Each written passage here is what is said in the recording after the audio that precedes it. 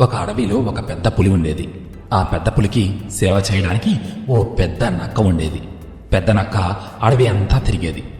ఎక్కడ ఏ ఏ జంతువులు ఉంటున్నాయి, వాటిని ఎలా వేటాడాలన్న విషయాలను పెద్ద పులికి చెబుతూ ఉండేది. ముందుగా అనుకున్న ప్రకారం పెద్ద నక్క వెళ్లి ఒక జంతువుపై కలబడి దానితో పోరాడేది. పెద్ద పులిని వెంటనే రమ్మని తర్వాత పిలిచేది. తాను పోరాడుతున్న జంతువును వేటాడి చంపమని సూచనగా ఒక పెద్ద అరుపు అరిచేది ఆ నక్క.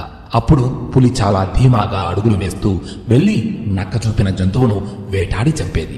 మంచి మంచి మాంసపు ముక్కల్ని పెద్ద పులి తినేది, మిగిలిన మాంసాన్ని ఎముకల్ని నక్క తినేది. ఇది వాటి మధ్య ఉన్న ఒప్పందం. కొన్నాళ్ల తరువాత వీటికి ఒక కాకితో స్నేహం కుదిరింది. ఇప్పుడు కాకి ముందుగా అడవంతా తిరిగి బాగా బలిసిన జంతువులను కనిపెడుతుంది.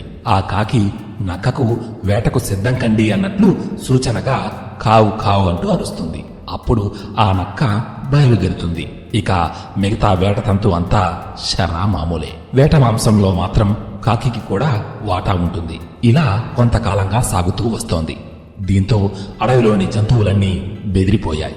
ఒంటరిగా తిరగడానికే భయపడిపోయేవి. ఒక దగ్గరకు చేరి పరిష్కారం కోసం అవి ఆలోచనలో పడ్డాయి. అన్ని జంతువుల్లో ఓ బుల్లి కుందేలు ఈ సమస్యను నేను తీరుస్తా అంటూ ముందుకు వచ్చింది. దాని ప్రణాళిక ప్రకారం ఒకరోజు కాకితో మంచిగా మాట్లాడుతూ, మిత్రమా, నాకు తెలిసిన ఒక కొలనుంది. అందులో పెద్ద పెద్ద చేపలున్నాయి. అవి మీ మిత్రులు నక్క, పులి లాంటి పెద్ద వేటగాళ్లకు సులభంగా దొరికిపోతాయి.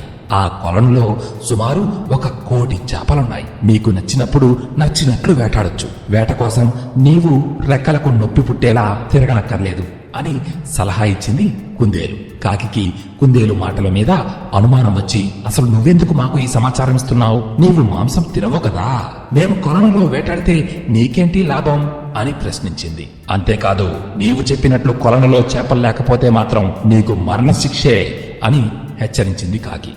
దీనికి కుందేలు బదిలిస్తూ, సరే మిత్రమా, మీలాంటి మిత్రులు ఉంటే నన్ను ఎవరూ చంపలేరు. హాయిగా గడ్డి, ఆకులు, అలములు తిని బ్రతికేయవచ్చు అన్నది నా స్వార్థం.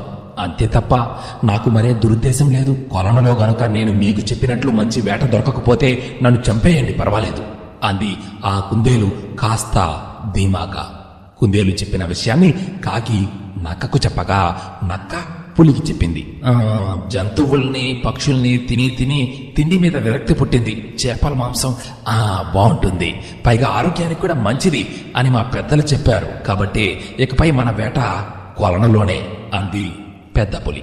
ముందుగా కాకి కొలనులో దిగింది. ఒక బలమైన మొసలి కాకి కాలు పట్టుకుంది. కాకి పెద్దగా అరిచింది. చేప చాలా పెద్దదిలా ఉంది, అందుకే కాకి ఆనందంతో అంత పెద్దగా అరుస్తోంది అనుకుంటూ ఉత్సాహంతో నక్క కొలనులోకి దిగింది.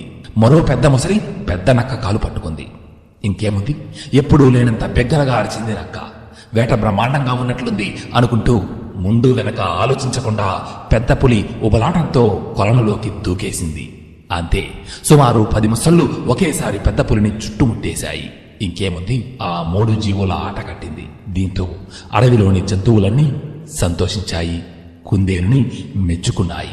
ఈ కథలోని నీతి ఏమిటి అంటే, తెలివనేది ఆకారంలో కాదు, ఆలోచనలో ఉంటుంది.